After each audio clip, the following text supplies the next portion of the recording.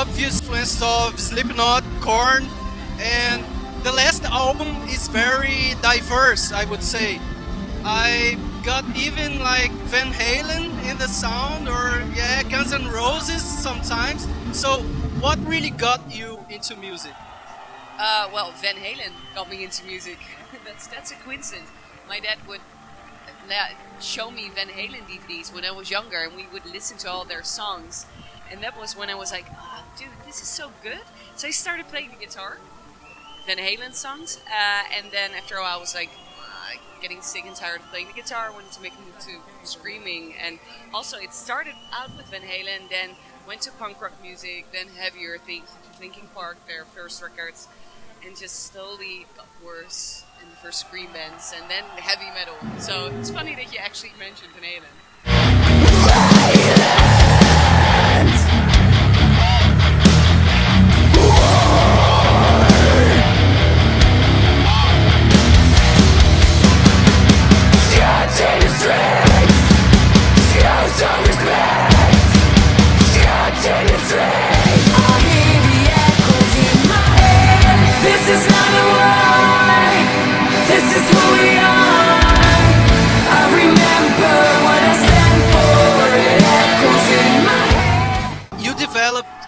Technique to do the vocals, or you were like grasping the throat and hurting the throat at the beginning? How did you develop this technique we see today? Well, I started out in my tiny bedroom, watching Melissa Cross DVDs, looking up YouTube tutorials, how to learn to scream. And at first I was the worst screamer ever. I couldn't last any longer than 10 seconds, and then I'd lose my voice. And when I started out, I actually developed knots on my vocal cords, so my technique was awful. And that's when I needed to go to a speech therapist and started working with the vocal coach. So after like years of hard work and endless boring vocal exercises, I hope my technique is okay right now. Yeah. How does it work for you, the process of writing the songs? Do you start writing first, or do you imagine melodies and then from there? Well, we actually start, the drummer is kind of like the creative brain behind the band, and he often has like great ideas for riffs.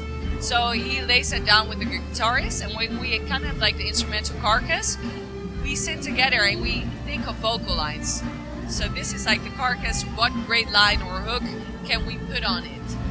So it's phonetic, and we sit it and we sing phonetically over the songs, and then the very last part of the process is writing actual lyrics, and writing actual lyrics that fit into the rhythm of our phonetic vocal lines. Yeah. Extreme right wings are gaining force. So how do you see that music can help? Well, I think it's when you have the privilege of reaching a bigger audience, actually having a fan base that actually listens to you.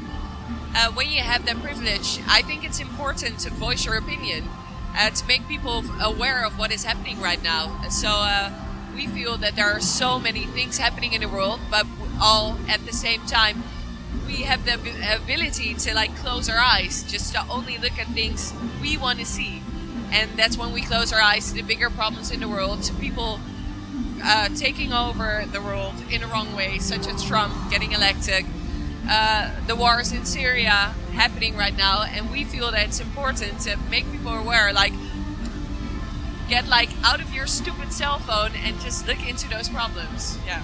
A lot of bands are putting 8-string guitars, 9-string guitars, getting lower, lower and lower. And how do you see music scene nowadays, especially in heavy metal scene?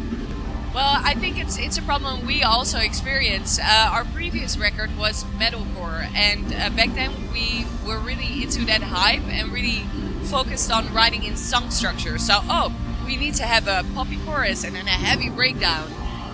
But when we got out of it, we felt that genre was kind of overdone, and it felt not right for us anymore. So that's when we kind of like were. We don't need to make things more difficult. We just need to write a killer riff, a killer hook that would like carry the entire song. Why make it complex when all you need is like a super heavy riff that people will be like, oh, this is nice. So we threw away all of our CDs, killed all of our albums, and all of our songs, just started anew, started really fresh, and just started writing riffs, just a core for the music. Yeah.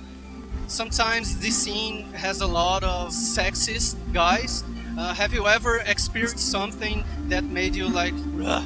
Sexism 2017, it's a huge thing. Just there's no review online to be found without commenting on the way I look. For example, oh, the Caroline was wearing a thin shirt, but you never read a review saying, well, the handsome James Hetfield entered the stage.